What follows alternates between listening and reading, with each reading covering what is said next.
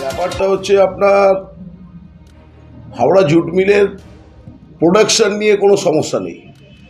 প্রোডাকশনের নিরিখে যদি বলা যায়, হাওড়া জুট মিল এই মুহূর্তে আমাদের শ্রমিক ভাইরা প্রোডাকশনে অত্যন্ত ভালোভাবে প্রোডাকশনের কাজ করছে। কিন্তু জুট মিলের যে আপনার মালিক পক্ষ, জুট মিলের যারা মালিক পক্ষ, তারা বিভিন্নভাবে আমাদের শ্রমিক ভাইদের যে দাবি দেওয়া, সেই দাবি দেওয়া, যেমন ধরুন আপনার গ্র্যাচুইটি আছে, পিএফ আছে, এসটিএল আছে, এই যে দাবি দেওয়াগুলো নিয়ে দীর্ঘ আলাপ আলোচনা হয়, চলে। তো গত 12 তারিখে একটা ডেপুটেশন কর্মসূচি ছিল, আপনার দ্বিপাক্ষিক কর্মসূচি কারখানার অভ্যন্তরে। তো গত 12 তারিখে একটা কর্মসূচি ছিল, যেখানে নেতৃত্ব দিয়েছিল আমাদের তৃণমূল ট্রেড ইউনিয়ন। এবং আমরা যতটুকু জানি, শুনেছি যে এরা এতটাই শ্রমিক বিরোধী, যেখানে আপনারা জানেন বিভিন্ন জুট মিলে যে আপনার আরও অন্যান্য ইউনিয়ন আছে, তারা সকলে মিলে ঐক্যবদ্ধ হয়েছিল। 12 তারিখে তারা একটা ডেপুটেশনও দেয়। ডেপুটেশন দিতে গিয়ে কিছু বাক্য বিতণ্ডা হয়, যেখানে কথাবার্তার মধ্যে তর্ক বিতর্ক অথবা যে কোনো কিছু হতে পারে। তো সেটাকে একটা ইস্যু করে ওনারা কারখানাটাকে বন্ধ করেছেন। এবং 12 তারিখে যখন এই ধরনের যদি কিছু ঘটনা ঘটেই থাকে, প্রশাসনিক স্তরে ওনারা জানাতে পারেন।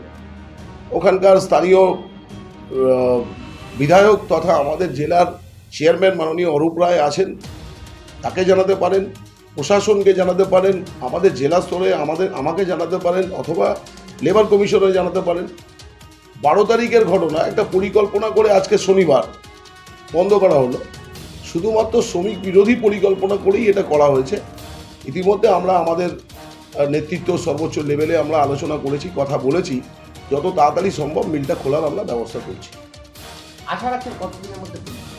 আশা রাখছি আগামী, যেহেতু অ্যাকচুয়াল আপনার আজকে শনিবার, কালকে রবিবার, প্রশাসনিক স্তরে কিছু আলাপ আলোচনার একটা বিষয় আছে।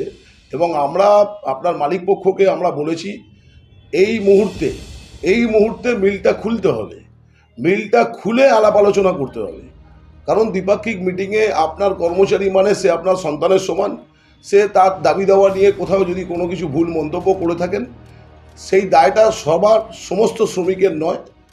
কোনো একজন ব্যক্তি যদি ভুল করে থাকে, সেটা আমরা নিশ্চয়ই দেখব, কিন্তু এই মুহূর্তে আমাদের মিলকে খুলতে হবে।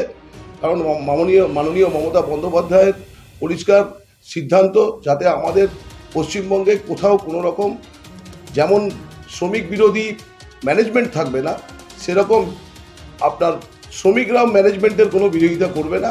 মিল সম্পূর্ণরূপে খুলে আগামী দিনে আলাপ আলোচনা চলুক, এটাই আমরা চাইছি। খুব শিগগিরই আমরা আজ সকালবেলাই আমরা আমাদের রাজনৈতিকভাবে প্রশাসনকে জানিয়েছি, এবং আমাদের যারা সিনিয়র নেতৃত্ব আছেন সমস্ত জায়গায় আমরা আলাপ আলোচনা চালিয়েছি।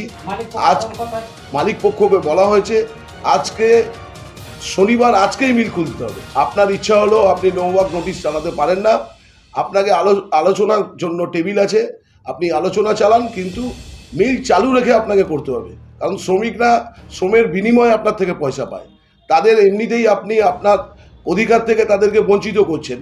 আবার আপনি মিল বন্ধ করে দেওয়ার অর্থ কয়েক হাজার শ্রমিক আছে যাদের প্রতিদিনের রুজি রোজগার, তাদের নিত্য জীবনের যে প্রয়োজন সেখানে আঘাত হবে। সেই জন্যই আমরা আলাপ আলোচনা চালাচ্ছি যাতে তাড়াতাড়ি মিলটা খুলে যায়। কত লেবার কাজ করে?